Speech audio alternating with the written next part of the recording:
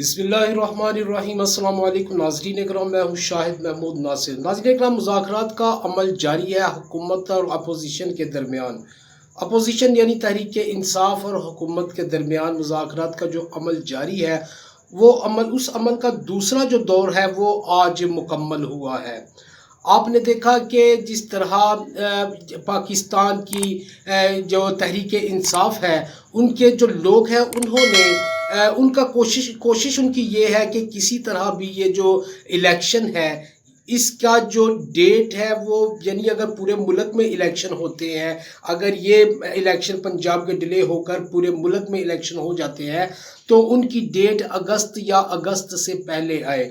لیکن حکومتی ارکان کی کوشش یہ ہے، یا حکومت کی کوشش یہ ہے کہ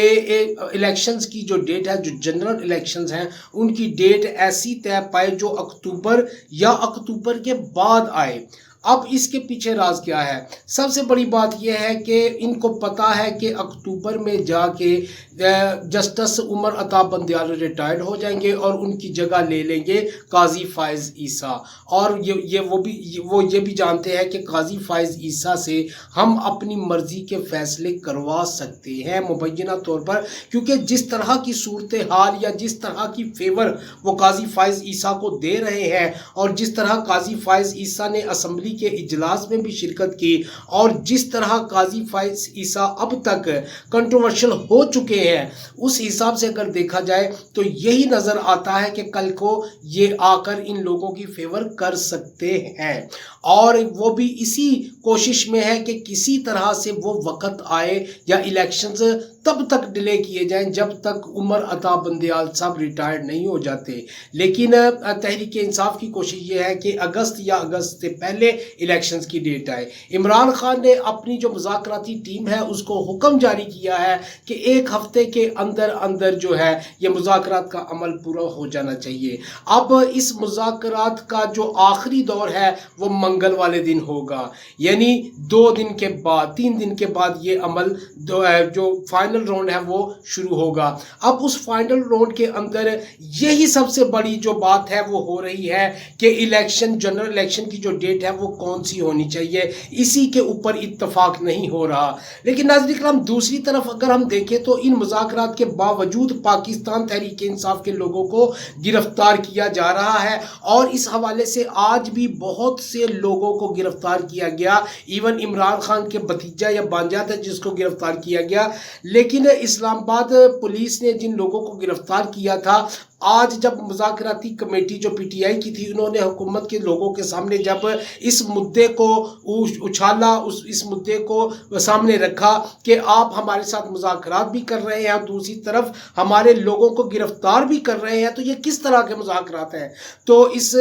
کا فوری ایکشن لیتے ہوئے حکومت کی طرف سے یہ ہوا کہ اسلام آباد پولیس نے جو لوگ پکڑے تھے ان کو رہا کر دیا گیا۔ آج جب عمران خان پیش ہوئے عدالت کے اندر، یا ان کے ساتھ جو لوگ تھے ان میں سے عمران خان کے بھتیجا یا شاید بانجا تھا جس کو گرفتار کر لیا گیا ہے۔ اب ناظرین کرام، دیکھنا یہ ہے کہ یہ معاملہ کیا طے پاتا ہے۔ اب لوگوں کی جو نظریں ہیں وہ عمر عطا بندیال صاحب کی طرف ہیں، یا چیف جو سپریم کورٹ ہے اس کی طرف ہے کہ سپریم کورٹ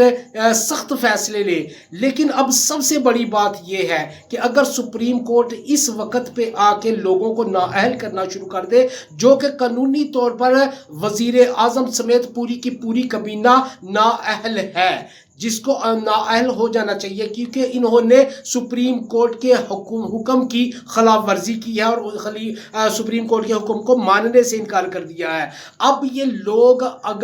سپریم کورٹ اگر ان لوگوں کو نااہل کرنا شروع کر دیتی ہے تو جو الیکشن کا معاملہ ہے وہ ڈیلے ہوتا جائے گا۔ مثلا فرض کریں اس وقت اگر سپریم کورٹ شہباز شریف کو نااہل کر دیتی ہے تو شہباز شریف کی جگہ دوسرا وزیر اعظم آئے گا، پھر دوبارہ سے نئے سرے سے معاملہ شروع ہوگا الیکشن کا۔ اب وہ بندہ بھی جو نیا وزیر اعظم ہوگا وہ بھی اگر فرض کریں جی اس بات سے پہ نہیں آتا اور وہ الیکشن نہیں کراتا تو پھر کیا ہوگا؟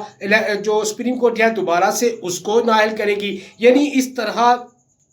جو ان کی گیم پلاننگ ہے خاص طور پہ کہ ٹائم گین کرنا ہے، کسی طرح سے ٹائم کو گین کرنا ہے، تو وہ اس معاملے میں اگر یہ نااہل کرتے جائیں گے لوگوں کو تو آٹومیٹکلی حکومت کو ٹائم ملتا جائے گا، جو ان کی اصل جو کوشش ہے اور جو ان کی اصل میں سمجھتا ہوں کہ جس کے لیے وہ کوششیں کر رہے ہیں وہ یہی چاہتے ہیں کہ ٹائم گین کیا جائے، تو اس طرح سے آٹومیٹکلی ٹائم گین ہوگا۔ اس لیے عدالت سخت فیصلے نہیں کر رہی، عدالت کی یہ کوشش ہے کہ ان معاملات کو بعد میں بھی ڈسکس کیا جا سکتا ہے، ان معاملات کو بعد میں بھی دیکھا جا سکتا ہے، لیکن سب سے پہلے جو اس وقت جو ضروری چیز ہے وہ ملک کے اندر الیکشن ہے، اور 14 مئی کا جو الیکشن ہے وہ انتہائی ضروری ہے۔ لیکن یہ صرف اسی شکل میں ضروری ہے اگر حکومت اور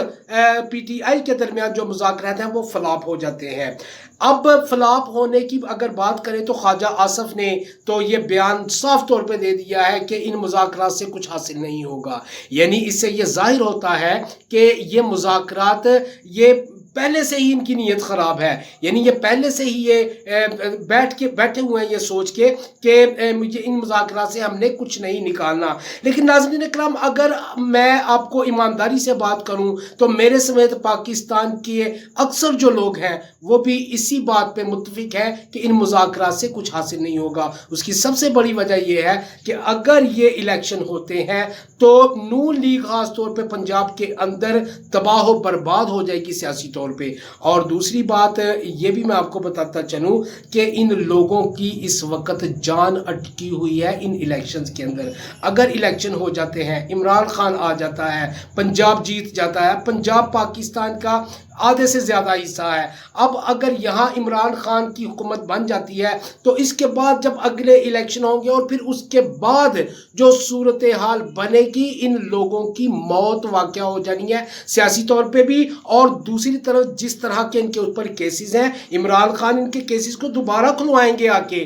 یہ سارے جو این آر او لے کے بیٹھے ہوئے ہیں نا، بڑے خوش باش بیٹھے ہوئے ہیں کہ ان کے اوپر سے سارے مقدمات ختم ہو چکے ہیں، عمران خان دوبارہ سے آ کے ان کیسز کو اوپن کریں گے اور ان کو سزائیں ملیں گی، اور اسٹیبلشمنٹ کے اندر بیٹھے ہوئے جو لوگ، جن لوگوں نے پاکستان پر، پاکستانیوں پر اور جن لوگوں پر مظالم ڈھائے ہیں اور جس طرح آئین کے ساتھ کھلواڑ کیا ہے، اس کا بھی ان کو حساب دینا پڑے گا۔ اس لیے یہ جو الیکشن میں نہیں آنا چاہتے اور کسی طرح سے ٹائم گین کرنا چاہتے ہیں، اور چیف جسٹس ان کی اس سازش کو سمجھ رہے ہیں، اسی لیے وہ ابھی تک جو ان کے اوپر جرائم ہے یا ان کے جو توہین کی ہے انہوں نے عدالت کی، اس کے اوپر فیصلے صادر نہیں کر رہے۔ چیف جسٹس صرف فی الوقت جو ان کا فوکس ہے وہ یہ ہے کہ پنجاب کے اندر الیکشن ہو۔ ناظرین اکرام، اگلی ویڈیو میں نئی خبروں کے ساتھ دوبارہ حاضر ہوتا ہوں، تب تک کے لیے اللہ حافظ۔ ناصر، پاکستان زندہ باد۔